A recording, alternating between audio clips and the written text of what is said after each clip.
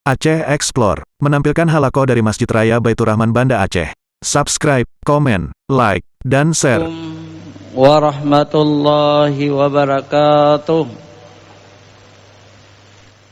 Alhamdulillahilladzi arsala rasulahu bil huda wa dinil haqq liyudhhirahu 'alad dini kulli wa kafa billahi syahida. Asyhadu an la ilaha illallah wahdahu la syarikalah wa asyhadu anna Muhammadan abduhu wa rasuluh. Allahumma salli ala sayyidina Muhammad wa ala alihi wa sahbihi ajma'in, amma ba'd. Puji syukur kita panjatkan kehadirat Allah SWT, Allah yang telah mengutus Rasulnya Nabi besar Muhammad sallallahu alaihi wasallam, Nabi yang membawa agama Islam, dan cukuplah Allah menjadi saksi. Misalnya tidak yang masuk Islam, orang-orang di dunia tidak mau masuk Islam, tetapi Rasulullah sudah mendakwahkannya untuk seluruh dunia. Kalau mereka tidak mau beriman, tidak masalah. Cukuplah Allah wa kafa billahi syahida. Cukuplah Allah menjadi saksi bahwa Rasulullah sudah mendakwahkannya. Selawat dan salam kepada beliau beserta keluarga dan sahabatnya sekalian. Kemudian hadirin sidang jamaah Jumat yang dirahmati Allah. Jadi salam ta'zim pertama kepada guru-guru kita yang hadir di sini, juga kepada tamu-tamu kita. Tadi ada dari ACT Jawa Barat, ya, Pak Renod dan Pak Adi Nugraha, ya. Selamat datang di Aceh. Niatnya sangat baik, ya, untuk membantu korban banjir, ya, yang ada di Aceh, ya, terutama di Aceh Timur. ACT, Aksi Cepat Tangkap, itu bagus sekali. Dan kita tidak tahu, rupanya ACT ini lahir di Aceh, sekarang sudah jadi yayasan nasional, ya. Lahirnya tahun 2005 setelah tsunami, dan telah membantu manusia sangat banyak. Malah ACT itu sekarang sudah ada di luar negeri, di Palestina, di Gaza. Maka tidak salah kalau misalnya kita menyumbang, ya, ada adik-adik kita mahasiswa di jalan untuk meminta bantuan untuk ACT, kita bantu menurut yang ada. Karena mereka itu pekerja sosial istilah sekarang, ya. Kalau istilah agama kan penjalin ukhuwah Islamiyah, wa ta'awanu 'alal birri wa taqwa. Saling tolong menolong demi kebajikan dan takwa. Jadi terima kasih adik-adik kami, teman-teman kami dari Jawa Barat yang sudah datang ke Aceh. Kemudian perlu kita tahu, ACT Aceh itu adalah ketuanya sekarang Furqan namanya. Furqan itu adalah wartawan Gema Baitur Rahman. Wartawan Gema Baitur Rahman, tabloid yang keluar setiap hari Jumat. Jadi saya bangga juga wartawan Gema Baitur Rahman menjadi ketua ACT se-Aceh. Memang Furqan ini cerdas, dia itu jurusan bahasa Inggris. Mudah-mudahan dia bisa bekerja terus membantu orang. Hadirin wal hadirat yang dirahmati Allah Subhanahu wa taala. Kalau di akhir tahun kita bermuhasabah, di awal tahun kita juga harus optimis. Hidup ini optimis, jangan pesimis. Bersemangat. Rahmat Allah sangat banyak itu. Jangan katakan putus asa, tidak ada rezeki, tidak baik karir. Jangan. Tapi optimis. Bersemangat hidup ini. Bekerja. Mencari rezeki. Jangan banyak tidur. Berpikir bagaimana cara mencari rezeki. Optimis kita. Harus optimis. Seperti optimisnya Sayyidina Ali. Sayyidina Ali itu hidupnya sangat optimis. Coba bayangkan. Ketika berbeda pendapat beliau itu dengan istri Rasulullah. Itu Aisyah itu. Aisyah Al-Humairah. Aisyah binti Abu Bakar. Berbeda pendapat dengan Ali. Di segi politik. Ali mengirim surat kepada mertuanya. Itu mertuanya. Aisyah itu mertua Ali bin Abi Thalib. Bagaimana mertua? Karena Aisyah itu istri Rasulullah sallallahu alaihi wasallam, sedangkan Ali menantu Rasulullah. Walaupun mertua aslinya Fatimah itu anak Khadijah. Aisyah malah Fatimah lebih tua dari Aisyah. Tetapi tetap mertua. Wahai Ummi, kata Ali, jangan engkau melawan aku. Jangan engkau melawan aku. Kalau aku belum mampu mencari pembunuh Utsman bin Affan, karena aku belum kuat, baru dilantik menjadi khalifah. Nanti kalau aku sudah kuat, wahai Ummi, aku akan mencari pembunuh Utsman. Itu Ali.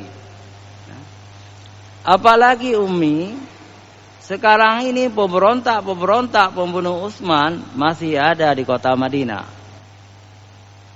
Mereka itu adalah orang-orang dari Mesir, pemberontak itu. Orang-orang dari Suriah, Khawarij. Jadi pemberontak yang membunuh Utsman itu terdiri dari orang-orang dari Mesir, dari Irak, dari Suriah, dengan berbagai macam latar belakang mereka. Kalau dari Irak diperkirakan orang-orang munafik, orang-orang yang dendam kepada Islam, karena Irak waktu itu bagian dari Iran. Jadi orang-orang yang dendam. Iran itu kan orang-orang yang menyembah api, agama Majusi. Jadi dendam kepada Islam. Kalau ada kesempatan mereka masuk. Kemudian ada orang dari Mesir. Mereka juga ada dendamnya kepada Islam. Lalu bersatu mereka datang ke Madinah membunuh Utsman bin Affan. Aisyah meminta kepada Ali sebagai khalifah yang keempat supaya membunuh orang-orang yang membunuh Utsman bin Affan.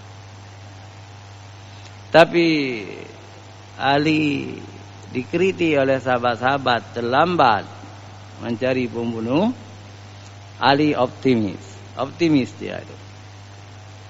Kemudian Aisyah membuat gerakan yang didukung oleh itu lebih dari 100 orang sahabat Rasulullah untuk melawan Sayyidina Ali. Sekali lagi begitu berani Ali datang kepada Aisyah, wahai Ummi, seandainya Rasulullah masih hidup, Umi akan dilarang melawan saya.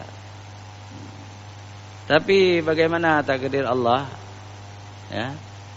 Aisyah tidak surut, tetap mau berperang. Malah Aisyah bersama tentaranya datang ke tempat Ali. Ali waktu itu sudah tinggal bukan lagi di Madinah, sudah tinggal di Kufah. Datang orang Madinah untuk berperang. Terjadilah perang, ya, yang sangat menyedihkan. Namanya perang Jamal. Ya. Jamal artinya unta, karena Aisyah mengendarai unta. Jadi perang Jamal itu perang pertama di dalam Islam. Perang pertama, perang saudara, ya, dalam Islam. Yang tidak habis kita pikir apa? Sebelah Aisyah sekian banyak sahabat-sahabat utama yang dijamin masuk surga. Sebelah Ali juga sahabat-sahabat utama yang dijamin masuk surga.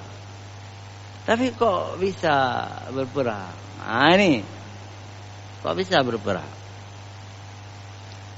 Jadi seorang sejarawan Mesir namanya Profesor Dr. Taha Husin, ya.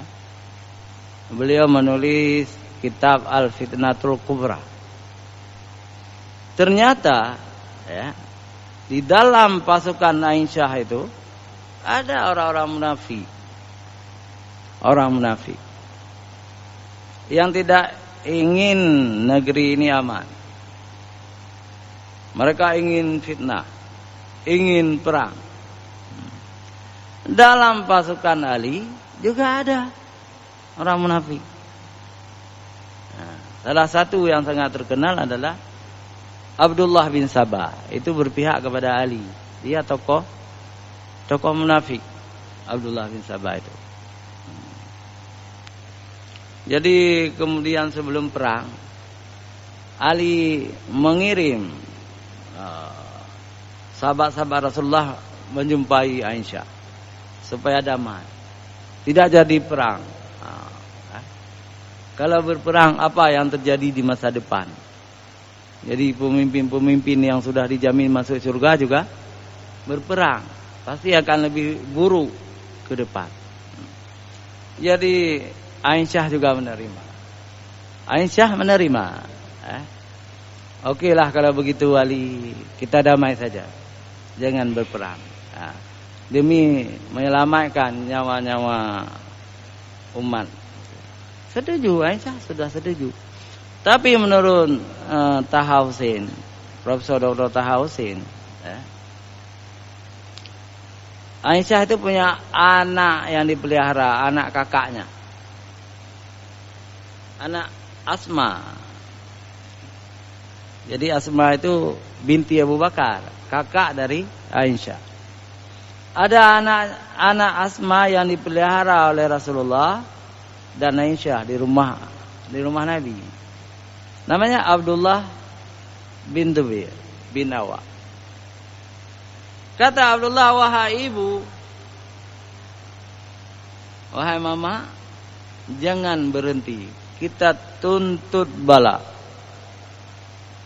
Darah Utsman itu harus kita bela. Jangan berhenti. Jadi seorang ibu Aisyah itu berpihak kepada anaknya yang dipelihara sejak kecil, anak kakaknya. Akhirnya tidak mau berdamai dengan Ali. Terjadilah perang. Perang itu 2 hari, ya. 2 hari. Sedih, memang sedih, ya kalau kita pikirkan, ya. Di pihak Aisyah tewas 5.000 orang. Di pihak Ali tewas 5.000 orang.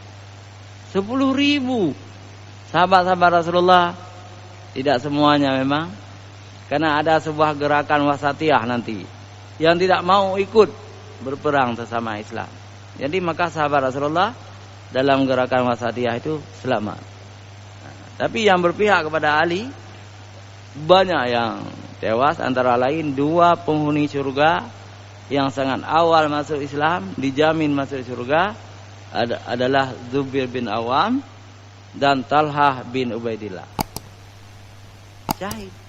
Siapa yang membunuhnya? Yang membunuhnya adalah orang-orang munafik.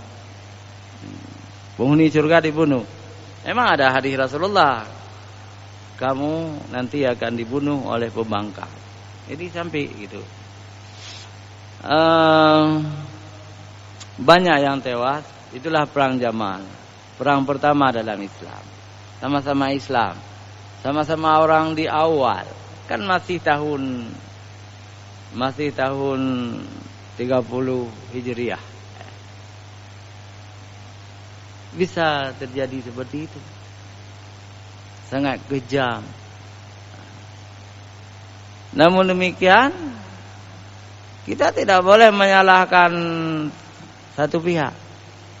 Kalau kita salahkan Sayyidina Ali itu penghuni surga. Satu rumah penghuni surga semua. Istrinya Fatimah penghuni surga. Anaknya Hasan, Husain, Zainab, Umi Kasum, Muhammad Anafiyah, itu anak tiri dari Fatimah, dan lain-lain penghuni surga semua keluarga Sayyidina Ali itu. Nggak boleh kita salahkan. Begitu juga keluarga Aisyah, ayahnya Abu Bakar, ibunya penghuni surga semua, abang-abangnya Abdurrahman, adiknya Muhammad bin Abu Bakar, semua penghuni surga. Kok bisa berperang? Inilah yang disebut sunatullah. Sunatullah. Sudah ketetapan Allah di Lauh Mahfuz di situ. Perang saudara pertama dalam Islam. Apa yang harus kita ambil pelajaran di situ? Kita jangan lengah. Itu jangan lengah. Mungkin ada kelengahan, walaupun penghuni surga kan. Ada kelengahan dari Ali. Artinya menyusup orang-orang munafik ke dalam tentaranya, ke dalam pengikutnya. Ada kelengahan dari Ummul Mukminin Aisyah, menyusup. Kelengahan ini tidak boleh kita salahkan, karena akhlaknya yang paling baik, tidak prasangka, tidak curiga sama orang. Orang datang ingin bergabung, diterima.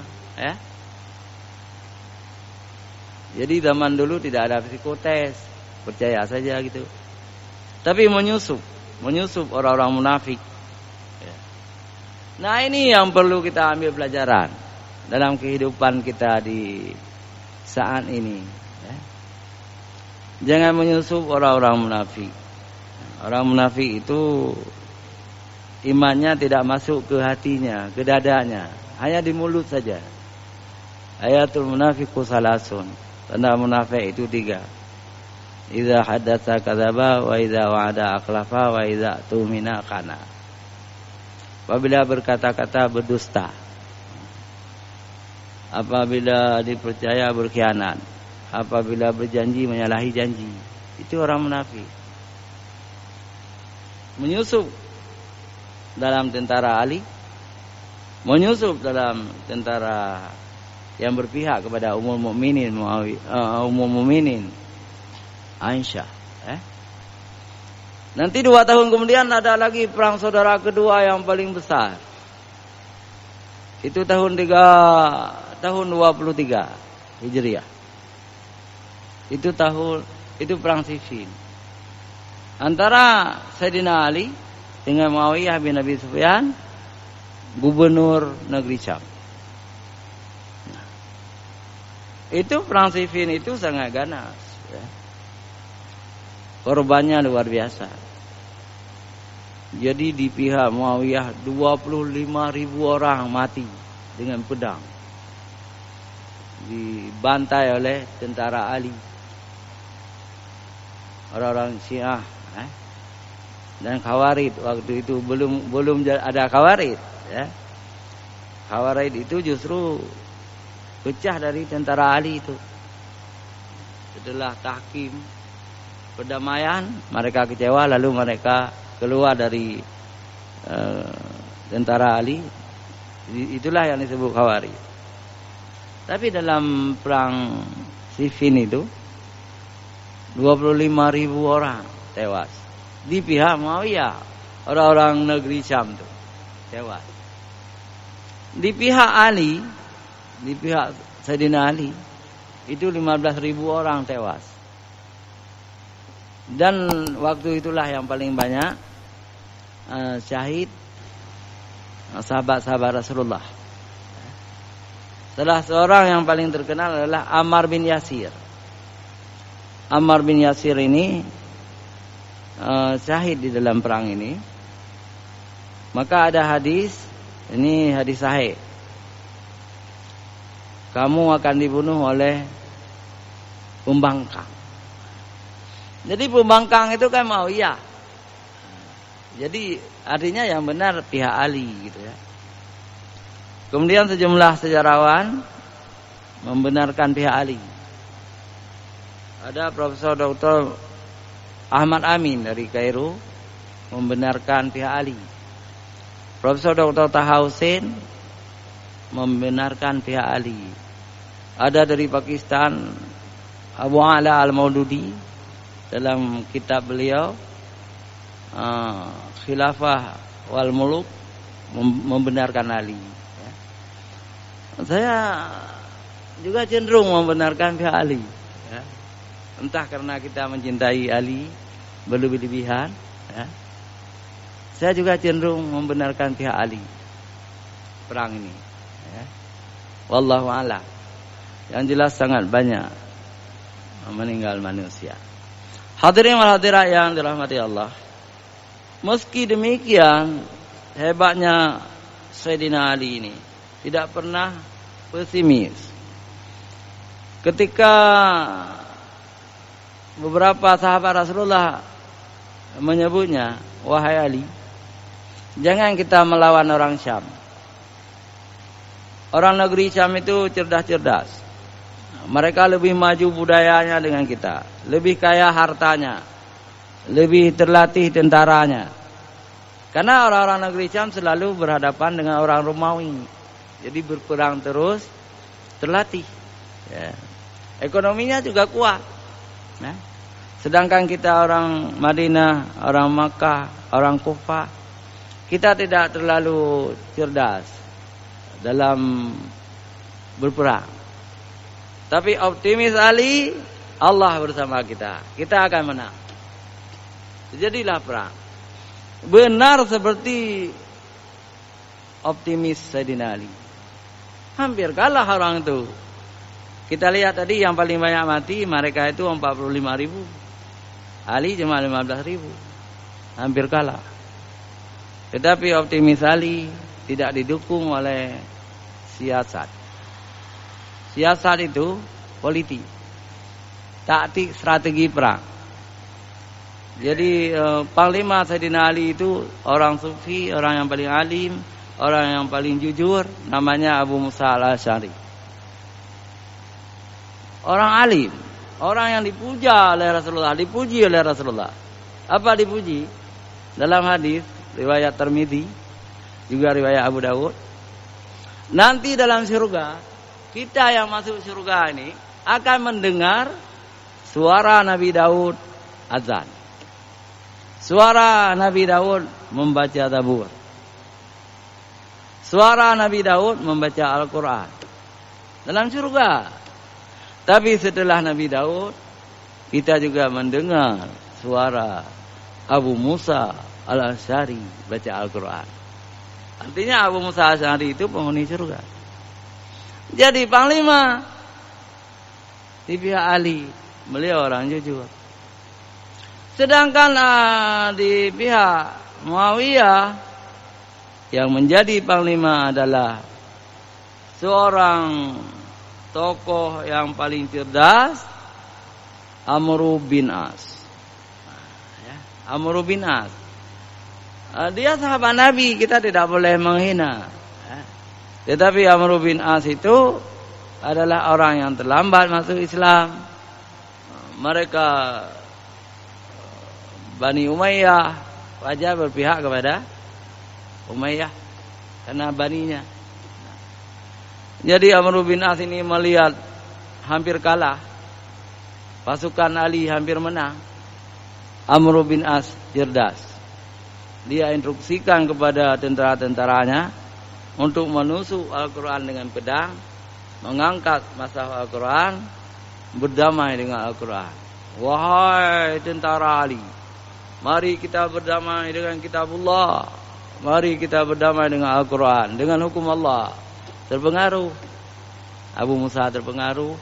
Semua terpengaruh, diberitahukan kepada Ali. Ali juga hadir. Walaupun Ali tidak langsung ke depan, di belakang. Ali pun setuju. Setuju tahkim, berhakim dengan Al-Quran. Jadi setuju pergi ke masjid Kufah, masuk dalam masjid, ya. Sudah janji Abu Musa lebih tua dari saya, Abu Musa dulu yang naik ke mimbar. Oke, setuju, ya. Jadi Abu Musa naik ke mimbar. Naik ke mimbar. Assalamualaikum warahmatullahi wabarakatuh, saudara-saudaraku kaum muslimin semuanya. Nah, tentara saya sebagai panglima perang yang diangkat oleh Ali bin Abi Thalib. Kami sudah bermufakat dengan Amr bin As. Sekarang atas nama panglima perang saya memakzulkan Ali bin Abi Thalib sebagai khalifah. Arti memakzulkan, menurunkan, tidak lagi khalifah. Aduh. Kemudian dia turun. Naik Amr bin As. Assalamualaikum warahmatullahi wabarakatuh. Saudara-saudara kaum muslimin semuanya, baik pihak Ali maupun pihak Muawiyah. Anda sudah mendengar, kalian sudah mendengar tadi Abu Musa telah memakzulkan Ali bin Abi Thalib bukan lagi khalifah. Saya sebagai panglima perang dari Muawiyah bin Abi Sufyan, sekarang saya kokohkan khalifah itu Muawiyah bin Abi Sufyan. Itu kan penipuan. Penipuan. Apa yang terjadi kemudian? Kata Abu Musa Al-Asy'ari, kamu Amru seperti anjing. Kalau diberi tulang menggonggong, tidak diberi tulang juga menggonggong. Jawab, kamu juga seperti anjing. Nah, jadi itu bahasa-bahasa yang berdosa kan. Jadi masalah lagi. Tapi kemudian Ali juga kecewa dengan penipuan itu. Sayyidina Ali ingin mengumpulkan lagi tentara-tentaranya, ingin melawan lagi orang-orang Muawiyah. Tapi sebelum melawan Muawiyah kedua kali, setengah tentara Ali keluar. Mereka menamakan dirinya Khawarij. Khawarij, orang yang keluar karena mereka kecewa. Lalu orang-orang Khawarij itu membuat mazhab sendiri, tidak mengakui adanya kekuasaan di dunia ini. Kekuasaan itu milik Allah, hakim itu Allah. Sudah ada Quran, tidak perlu hakim-hakim, tidak perlu panglima, tidak perlu khalifah. Itu mazhab Khawarij. Khawarij dulu, tapi Khawarij sekarang sudah baik. Sekarang Khawarij yang ada di Oman sekarang itu namanya Ibadiyah. Khawarij Ibadiyah yang sudah mengakui adanya kekuasaan, adanya pemerintahan. Tapi orang-orang Khawarij itu sudah memisahkan diri dengan tentara Ali sehingga tentara Ali lemah. Lemah. Namun Ali memerangi mereka, kalah mereka itu, masih menang Ali. Karena kekalahan itu mereka sangat sakit hati, lalu mempersiapkan pembunuh Ali. Disiapkanlah seorang yang ahli membunuh, namanya Abdurrahman bin Muljam. Konon dia al-hafid Al-Quran 30 juz. Alim juga. Tapi sudah disesatkan oleh Allah. Dia datang ke Masjid Kufah. Dia salat subuh. Ali menjadi imam. Malamnya malam bagus. Malam Jumat. Bulan Ramadan lagi. Dia menikam berkali-kali Sayyidina Ali. Dan Sayyidina Ali syahid. Dibunuh oleh orang Khawarij. Kita ambil satu pelajaran lagi bahwa hati-hati kita zaman sekarang ini. Siapa tahu ada orang-orang yang sakit hati, terpengaruh dengan paham Khawarij, ya. Maka banyak ulama yang dibunuh di Jawa kan? Pengurus-pengurus masjid dibunuh. Hati-hati. Nah, itu paham-paham seperti itu. Alhamdulillah min dzalik. Mudah-mudahan hadirin wal hadirat yang dirahmati Allah mampu mengambil kesimpulan sendiri. Mudah-mudahan tahun depan ini yang kita jalani ini menjadi tahun yang baik bagi kehidupan kita. Juga kita harus berhati-hati dalam bergaul dengan manusia. Kita selidiki dulu siapa mereka, jangan sampai kita tertipu, jangan sampai mereka itu berkhianat kepada kita, dan jangan sampai kita dikalahkan. Demikian hadanallahu wa iyyakum ajma'in. Wassalamualaikum warahmatullahi wabarakatuh.